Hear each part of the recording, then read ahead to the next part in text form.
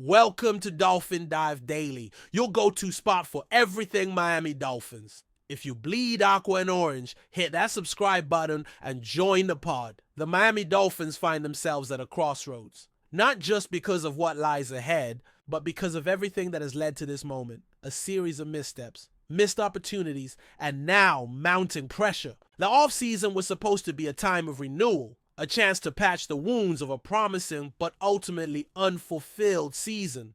Instead, it's been chaos, uncertainty, and controversy. Tyreek Hill's season ended in disappointment, but what came afterwards stirred even more concern. His name made headlines again, and not for the right reasons. Off-the-field drama followed a season-ending collapse, and that alone could have set a negative tone, but it didn't stop there. As the dust began to settle, the Dolphins shocked the football world by quietly shopping Jalen Ramsey, one of the cornerstones of their defense, in trade talks that remain publicly unexplained. A move that has left fans asking, what exactly is going on in Miami? Whatever faith remained in the Dolphins front office began to erode, and quickly. Their activity in free agency has done little to instill confidence. Calais Campbell, a veteran leader and a presence who could have bolstered the trenches, chose to walk away.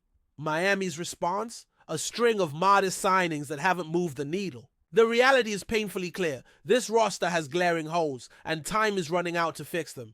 2 starting cornerbacks, a safety, a defensive tackle, a starting guard. These aren't luxury pieces, they're necessities. And behind them, a lack of depth across the entire defensive front and secondary.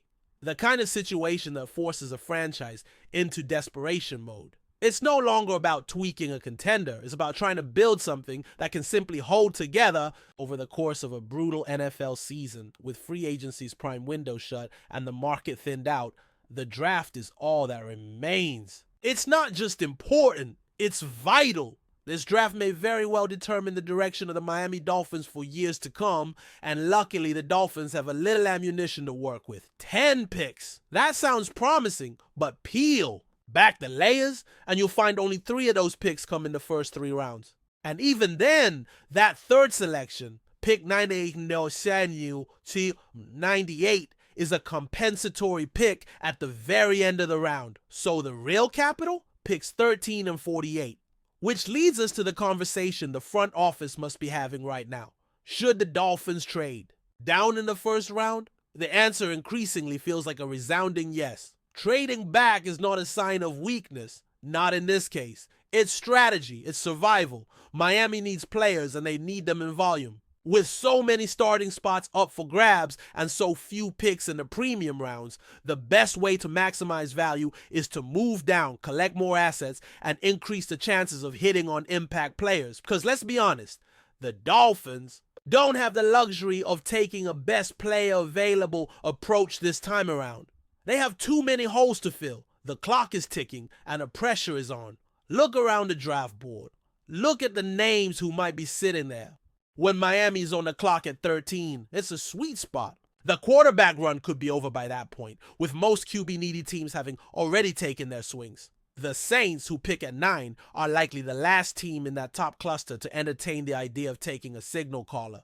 That puts the Dolphins in a unique position. Let's say someone unexpected falls. Someone like Jackson Dart or Shedeur Sanders. Teams sitting just a few spots behind Miami might start making calls. Maybe it's Pittsburgh at 21. Maybe it's another sleeper team looking to make a splash. A move like that could land Miami an extra second rounder, or maybe even more. That's an opportunity the Dolphins can't afford to ignore. And even if the quarterbacks are all off the board by 13, there's a chance that high-end talent at other positions slides. A name like Ashton Jeanty might not be expected to last that long, but if he's still sitting there, phones will be ringing. A player like Tetiroa McMillan or any high-upside WR or DB could generate enough interest for a trade partner to overpay. The Dolphins wouldn't be desperate. They'd have leverage. And for once, they'd be in control of the board. What's crystal clear is that Miami must find players who can step in and contribute from day one. This can be a development year, not with the current state of the locker room, not with the kind of tension building in the executive suite. Chris Greer knows this. His job may very well be on the line. For all the bold moves he's made over the past few seasons, from the Bradley Chubb deal to the Hill trade, the results have been mixed. Flashes of brilliance have too often been followed by collapses. This offseason doesn't allow for more of the same. Mike McDaniel, too, is facing a critical year. His innovative offensive mind has captivated fans, but the inconsistency and the inability to close out big games has left many wondering whether he's the right coach to elevate this franchise. Stephen Ross, the team's owner, has made his expectations crystal clear. Status quo is no longer acceptable. And when an owner says that out loud, the warning lights start flashing. So here they are. The Dolphins, with a shaky roster, a front office under scrutiny, a coaching staff under pressure, and a fan base that's been burned too many times before. What happens next will define this team's identity, not just for 2025, but for the years that follow. Will they make the smart play? Will they trade back, stockpile picks, and take their shot at rebuilding a roster that's falling apart at the seams? Or will they roll the dice at 13, hoping to strike gold with a single selection, while ignoring the cracks spreading beneath the surface? The NFL draft doesn't forgive poor planning. It exposes dysfunction. It punishes those who ignore need in favor of flash. The Dolphins have been burned by that before. They can't afford to let it happen again, because this year isn't about championship dreams. It's not about fine-tuning a roster for a playoff push. This is about survival. This is about building a foundation, one that's capable of weathering the storm and staying upright when the pressure mounts. And make no mistake, the storm is already here. Whether they sink or swim will depend on how they navigate the most. Important draft the franchise has had in years, and it all begins with a single decision on Thursday night. Will it be the moment they turn it all around? Or the start of another season where promise gives way to disappointment? Miami is on the clock, and the football world is watching. Still with us? And then show some love. Hit that like button and let us know in the comments. What's your take on the Fins this week? The Miami Dolphins have just detonated a bombshell that no one in the NFL saw coming. In a move that instantly sent shockwaves across the football world, the Dolphins announced the acquisition of superstar wide receiver Ja'Marr Chase. Yes, you heard that right. Ja'Marr Chase, one of the most electric and dominant wideouts in the league, is now heading to South Beach. And the internet?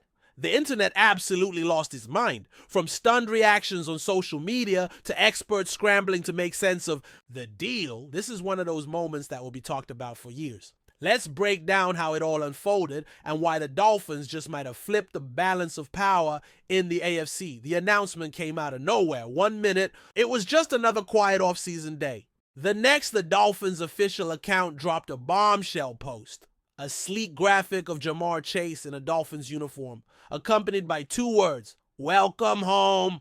Within seconds, the tweet exploded. Retweets, comments, likes, millions. Fans thought it was a prank. Some believed it was an elaborate Photoshop stunt. But no, this was very real. And as the details started trickling in, the reactions only grew louder. According to early reports, the Dolphins orchestrated a blockbuster trade with the Cincinnati Bengals. Miami sent multiple first-round picks, including their 2025 and 2026 selections, along with star cornerback Xavier Howard and a second-round pick in this year's draft to Cincinnati.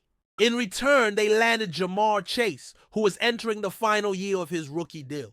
The price was steep, but the potential reward, game-changing, the kind of move that signals you're not just trying to make the playoffs, you're trying to win it all. For the Bengals, the move is controversial to say the least. Chase had become a foundational piece of their offense, a true WR1 who formed one of the most dangerous quarterback-receiver duos in the league with Joe Burrow. But with Burrow's mega extension already on the books and other stars like T. Higgins and Ja'Marr looking for big money, Cincinnati made a cold, calculated decision. Rather than let the situation turn into a contract war, they opted for draft. Capital and defensive help now. Some fans are furious. Others are trying to convince themselves it's the right call for long-term flexibility. But make no mistake, the Bengals just gave up one of the best receivers in football. Meanwhile, in Miami, the mood couldn't be more different. Ecstatic might not even begin to describe it. With Jamar Chase joining Tyreek Hill and Jalen Waddle, the Dolphins now boast the most terrifying trio of wide receivers in the league. Speed, skill, and pure playmaking ability. Tua Tagovailoa, assuming he stays healthy, suddenly has an arsenal of weapons that rivals anything we've seen in recent memory. Head coach Mike McDaniel, already known for his creative offensive schemes, just got a golden ticket to expand his playbook into something truly elite. And it's not just Dolphins fans who are reacting. Across the league, players, coaches, and analysts are trying to make sense of what this means for the AFC landscape. The Bills, Jets, and Patriots just saw their division get infinitely tougher. Social media was flooded with memes, some praising Miami as the new greatest show on turf, others showing AFC defensive backs waking up in cold sweats. Even neutral fans admitted this is the kind of bold, aggressive move that makes the NFL offseason so compelling. NFL insiders are already comparing this trade to the biggest wide receiver moves of the past decade. Think Devontae Adams to the Raiders. Think Tyreek Hill to the Dolphins. But this one feels different. Maybe it's the age of Jamar Chase. Maybe it's the way Miami is going all in on building a super team around Tua. Or maybe it's just the pure shock of seeing Cincinnati let go of a generational talent. Whatever it is, this isn't just a trade. It's a statement. The internet's reaction has been nothing short of spectacular. Dolphins fans posted videos of themselves dancing, crying, screaming, and sometimes doing all three at once. Bengals fans, on the other hand, flooded message boards with heartbreak, confusion, and in some cases, anger. "I can't believe they traded our best weapon," one fan wrote. "This better be a joke."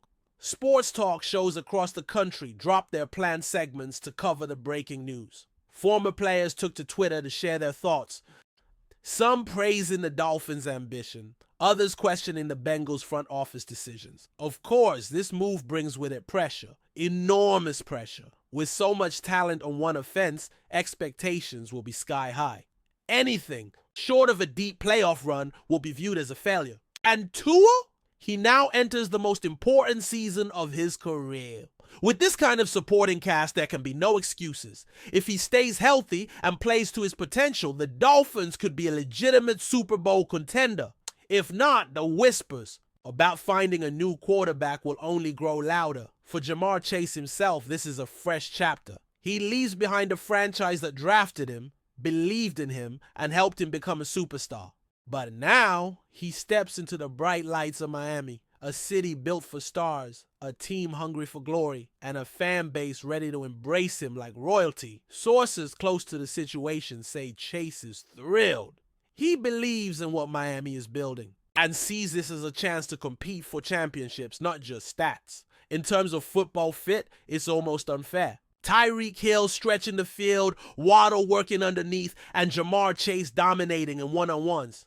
Pick your poison. No defense can cover all three. And with Mike McDaniel pulling the strings, the Dolphins now have the kind of offensive firepower that could redefine the league. Think high tempo, think motion, think mismatches everywhere. It's Madden in real life. Of course, the Dolphins still have work to do.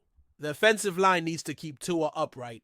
The defense, especially after losing Xavier Howard, must find a way to hold its own. But this move, this bold, shocking, headline-dominating move, sends a message. Miami is not here to play it safe. They are going for it, and they don't care who they have to go through to get there. As for the Bengals, they now find themselves at a crossroads. The picks give them flexibility, but it will take time to see if they made the right call. Fans will demand results, and quickly. Joe Burrow still gives them a fighting chance. But without Chase, the offense will look very different. It's a new era in Cincinnati, whether they wanted it or not. One thing is for sure, the 2025 NFL season just got a whole lot more interesting. And Jamar Chase in aqua and orange, that's going to take some getting used to. But one look at the highlights to come, and Dolphins fans won't mind one bit. That's a wrap for today's dive. If you're loving the content, share it with a fellow Dolphins fan, hit subscribe, and turn on notifications so you never miss a splash. Fins up.